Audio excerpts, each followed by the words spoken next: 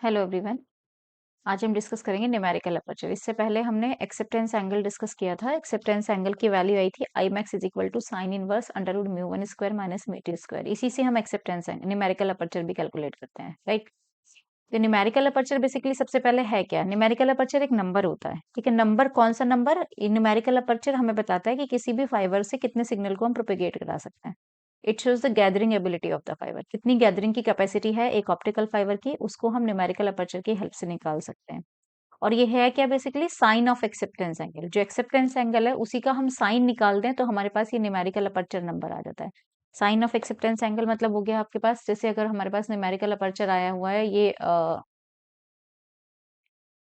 Sign inverse mu one square minus mu two square air के लिए हम ये फॉर्मूला यूज करेंगे। जो नॉर्मल फॉर्मूला है हमारा I max is equal to sine inverse one upon mu naught under root mu one square minus mu two square. तो ये क्या है? Sine of numerical acceptance angle. तो हमारे पास अगर हम देखें तो ये है numerical aperture is equal to हो जाएगा sine of I max, right. I max की वैल्यू पुट कर दें जो हम ऑलरेडी निकाल चुके हैं।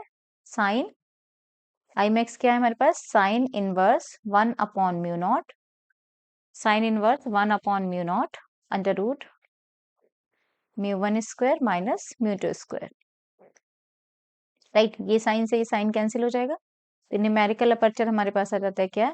One upon mu naught under root mu one square minus mu two square, पूरा अंडर रूट के अंदर आएगा, राइट। ये न्यूमेरिकल अपर्चर का फॉर्मूला आ जाता है।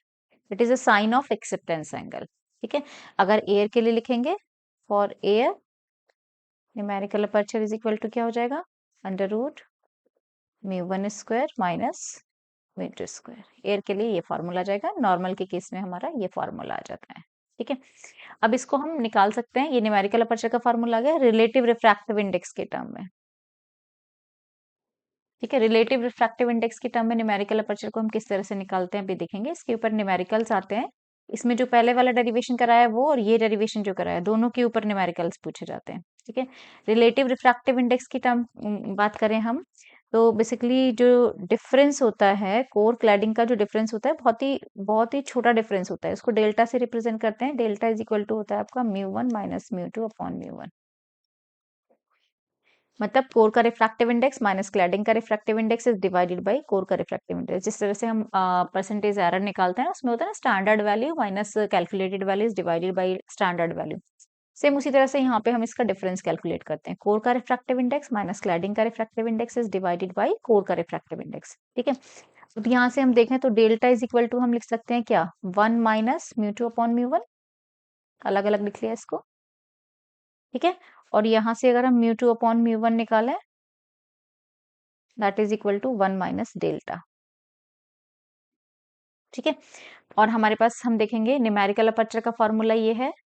ऑलरेडी न्यूमेरिकल अपर्चर का फॉर्मूला हमारे पास ये है। इक्वेशन ए ले लेते हैं हम, ठीक है। इक्वेशन ए को हम यूज करेंगे यहाँ पे।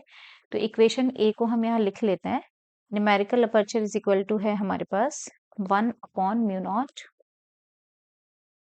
One upon mu naught under root mu one square minus mu two square, ठीक है। अब यहाँ से अगर म्यू वन को बाहर ले लें तो mu two upon mu one की फॉर्म बन जाएगी।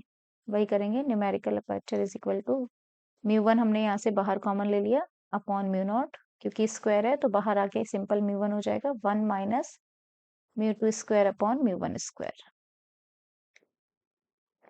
Right. Now substitute this value from equation B. Equation B से mu two upon mu one की वैल्यू यहाँ पुट कर दीजिए। तो ये क्या आ जाएगा? Numerical aperture is equal to mu one upon mu naught under root one minus क्या आ जाएगा? वन माइनस डेल्टा का स्क्वायर, ठीक है। इक्वेशन बी से बाय बी ये वैल्यू हमने पुट कर दी यहाँ पे। अब इसका होल स्क्वायर ओपन कर लेंगे हम तो ये आ जाएगा numerical aperture is equal to mu one upon mu naught under root one minus इसका होल स्क्वायर ओपन करेंगे तो वन, ये होगा प्लस डेल्टा स्क्वायर तो माइनस डेल स्क्वायर हो जाएगा, ठीक है। माइनस आएगा तो प्लस टू डेल्टा, ये आ जाएगी इक्वेशन हमारे पास। होल स्क्वायर ओपन करने पर माइनस है तो इसका मल्टीप्लाई कर दिया हमने अंदर, ये वन से ये वन कैंसिल हो जाएगा हमारे पास, ठीक है। और क्योंकि डेल्टा हम यहाँ पे देखेंगे तो ये डिफरेंस बहुत छोटा डिफरेंस होगा, रिफ्रैक्टिव इंडेक्स का डिफरेंस हमने यहाँ पे लिया है, ये डेल्टा की वैल्यू बहुत छोटी होगी, तो डेल स्क्वायर और भी छोटा हो जाएगा, तो इसको हम नेग्लेक्ट कर देंगे, ठीक है। Neglect the del square just because of small quantity. So numerical aperture will be equal to mu1 upon mu naught under root 2 delta. And for air, it can be written as numerical aperture is equal to mu1 under root 2 delta. Because mu naught is equal to 1 होता है, air के लिए mu naught की value 1 हो जाती है, तो air के लिए हमारे पास ये फॉर्मूला आ जाएगा, राइट। और नॉर्मल कंडीशन में हमारे पास किसी भी मीडियम के लिए अगर हम लेंगे तो ये फॉर्मूला आ जाएगा in term of relative refractive index. तो ये एक फॉर्मूला आपका ये हो गया, इसके ऊपर न्यूमेरिकल आते हैं। एक फॉर्मूला आपका ये हो गया numerical aperture, right, and other one is this I max, ठीक है। इसी तरह से क्रिटिकल एंगल भी पूछ ले जाता है कई बार, तो क्रिटिकल एंगल को अगर हम डिफाइन करेंगे तो क्रिटिकल एंगल हमारे पास क्या होता है, क्रिटिकल एंगल अगर हम देखें तो थीटा सी होता है, theta C is equal to हमेशा होता है sine inverse mu two upon mu one, ठीक है। तो वो भी आपका किस पे डिपेंड करता है, मटेरियल पे डिपेंड करता है, ठीक है। तो ये हमारे पास जितने भी फॉर्मूले हमने अभी इसमें बताए हैं आपको, इन सब के ऊपर बेस्ड न्यूमेरिकल्स आते हैं, इनको अच्छे से तैयार कर लीजिएगा, इंपॉर्टेंट टॉपिक है ये, एग्जाम में पूछा जाता है।